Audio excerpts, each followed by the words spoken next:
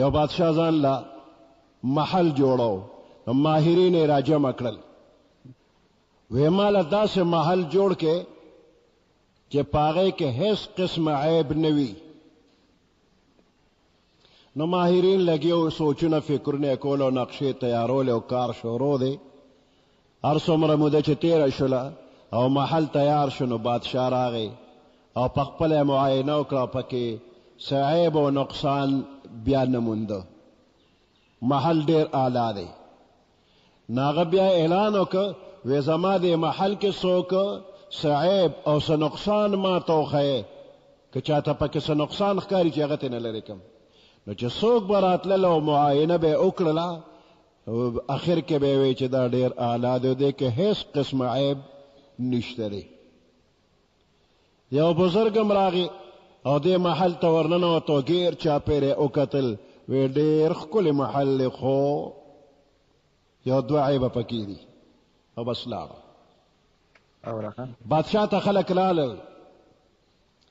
وته چې you ملنګ راغی you بزرګ او دا خبره کې چې ډیر ښکلی محل خو دی او دوه عیبه پکې دي او نورې الو نه وی لاړ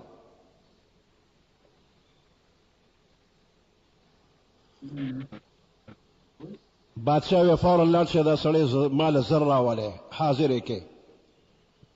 سرکاري کسان لاړ او ملنګ ارض ته چې رسېدلی واپس یې راوسته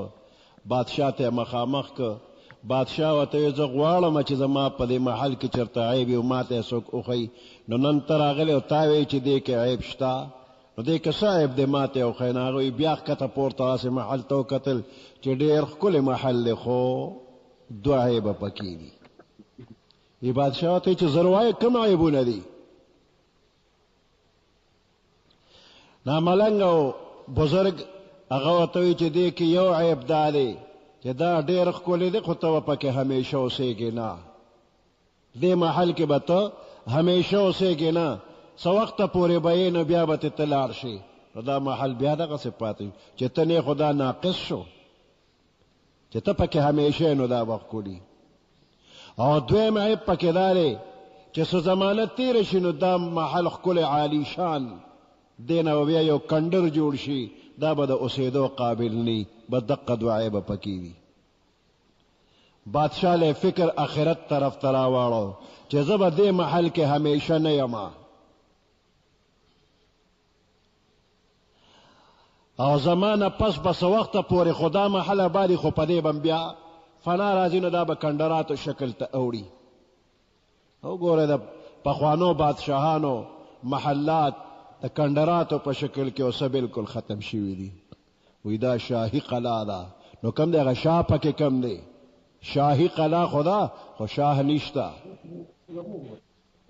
د شاه د هغه بادشاه خاندان والا څوک شته نه هغه شاهي خاندان والا هم څوک نشته هېڅوک هم نشته جوړ یې که ولاړه ختم شو په قطر کې